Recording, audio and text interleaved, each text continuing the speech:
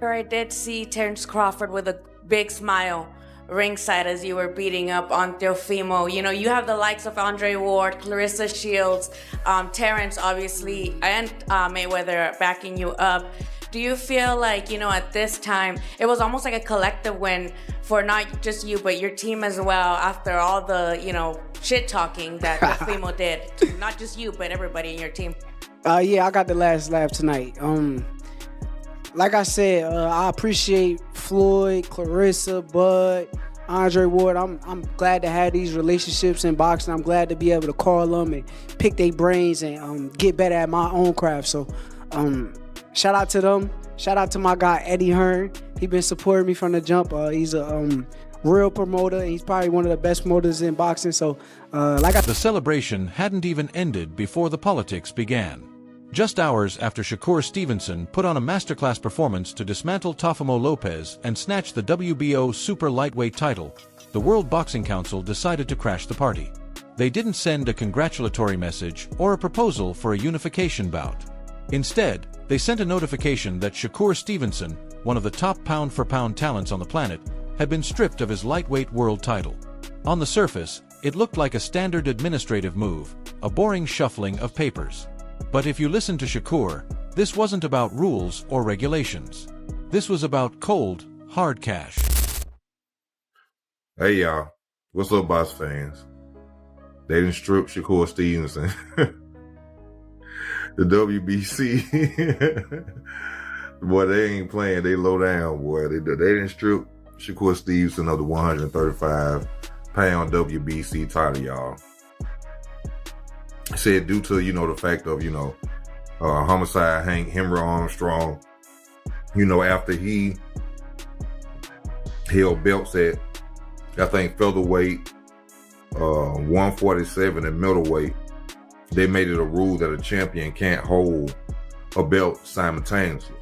If I was gonna say something about, I ain't saying that just to say it, but I didn't know if they could do that with a single belt or if it was just if they were undisputed. But apparently, you know, the WBC, you know, being low down, being petty, you know, want to follow the rules and say, you know, you can't simultaneously hold two belts or however many belts in different divisions. Stevenson didn't just take the news lying down. He immediately took to social media and dropped a bombshell accusation that exposed the ugly underbelly of boxing politics. He called the organization crooks and revealed that the decision to strip him had nothing to do with weight classes and everything to do with a refused payment. According to the champion, the WBC demanded a staggering $100,000 fee from his purse for the Lopez fight. A fight, mind you, that didn't even have the WBC belt on the line. When Shakur refused to cut the check, the organization allegedly retaliated by taking his belt. It's a move that has left the boxing world asking a serious question. Are sanctioning bodies regulating the sport, or are they just holding it for ransom? To understand the severity of this, you have to look at the official story versus the reality. The WBC released a carefully worded statement claiming that the decision was consistent with their rules. Their argument is simple. Shakur Stevenson now holds the WBO title at 140 pounds. Since their rules prohibit a champion from holding belts in two different weight classes simultaneously without special permission, they declared the 135 pounds title vacant. It sounds logical enough on paper. It gives them a clean bureaucratic excuse to remove a star fighter from their rankings. But the timing suggests something far more calculated. They didn't wait for Shakur to decide which weight class he wanted to campaign in. They didn't offer a grace period.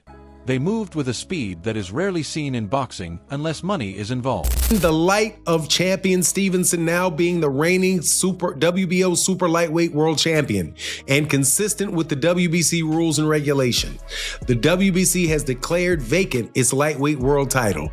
The WBC wishes champion Stevenson continued success in all his future endeavors, both inside and outside the ring. Now, here's the thing for me.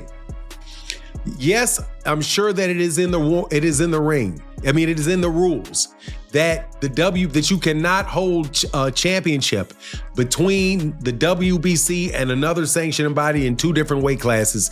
You can't do it. Also, you really can't hold belts in two different weight classes at the same time.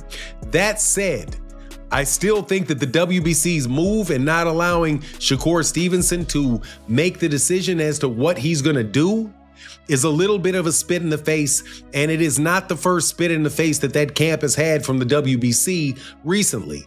Because if you recall, Terrence Bud Crawford was the WBC champion after he beat Canelo Alvarez for the WBC belt, and they got into a scrum about the sanctioning fees. And right there, they said, nope, if you say you're not paying these fees, we're taking your belt. And they stripped Terrence Crawford for not paying the fee. And money is exactly what Shakur claims is the root of this entire mess. This wasn't a misunderstanding. It was a transaction that went wrong. Shakur alleges that the organization tried to strong-arm him into paying a sanctioning fee for a fight that had absolutely nothing to do with him. He was fighting for a WBO belt against a WBO champion. The WBC green belt was sitting at home. Yet, according to Stevenson, the organization still felt entitled to a six-figure cut of his earnings. His refusal was swift and personal. He publicly stated $100,000 to some crooks who don't deserve it. Nah, Leilani, I'd rather give it to you, baby girl. By bringing his daughter into the conversation, Shakur made his stance crystal clear. He would rather secure his family's future than pay protection money to a governing body that contributed nothing to the fight. Right here, this is the WBC championship. They could have given people an opportunity to hold that belt. For example, they could have had an opportunity for him to hold that belt and given him an opportunity to say what he was going to do, as far as staying at 140 or 135. That said, Shakur Stevenson has been saying that he wanted to move back down to 135 after he won the 140-pound title. He said he was planning on staying, made public statements that he was going to be staying at the weight class, but it is what it is now that he's been stripped. So, the options just got a lot more thin from Shakur. So he's going to have to hold on to that WBO belt at 140 pounds and start doing work with guys in the 140 pound division. But there is a deeper, darker layer to this story that goes beyond a simple billing dispute. Shakur believes he is being targeted as collateral damage in a much larger war. He explicitly mentioned that the WBC are eating themselves alive because of their beef with Bud. He's referring, of course, to Terrence Crawford, Shakur's mentor, training partner, and close friend. The relationship between Crawford and the WBC has been toxic for years. Crawford was famously stripped of his own welterweight title before his mega fight with Errol Spence Jr., a move that Crawford also attributed to his refusal to pay exorbitant sanctioning fees.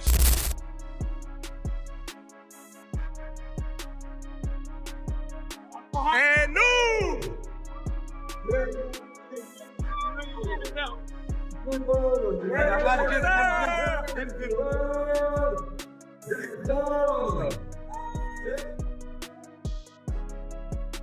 The WBC has a history of friction with fighters who refused to play their game. And Shakur believes he inherited this grudge the moment he aligned himself with Crawford. It's no secret that sanctioning bodies can be petty. When a fighter openly criticizes them or refuses to pay the fees that keep their lights on, that fighter often finds themselves sliding down the rankings or losing their belts entirely. Shakur's outburst, "because y'all got beef with Bud, so come at me for it," suggests that the organization is trying to send a message to the entire Crawford camp. They are essentially saying that if you don't pay up, you don't get to call yourself a WBC champion regardless of how good you are inside the ring. I see Mauricio, got a lot to say about me not paying him $300,000 plus another $100K something for sanction fees, right? Then he gonna tell me I ain't even apologize? Like, who the f you think I am? Boy, you better slap yourself and paying your ass.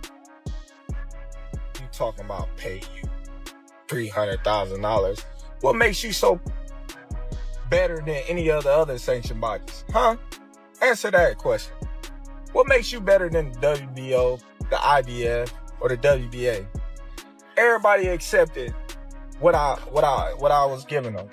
But you, the WBC, think that you better than everybody, don't you? So since you, the WBC, and you got the green belt, which don't mean real belt is the ring belt, which is free. What are you talking about? You want me to pay you more than the other sanction bodies because you feel like you better than them. How in the world all the sanction bodies agree to the same amount, but you sit your ass up there and say that I need to apologize to you? You can take the belt.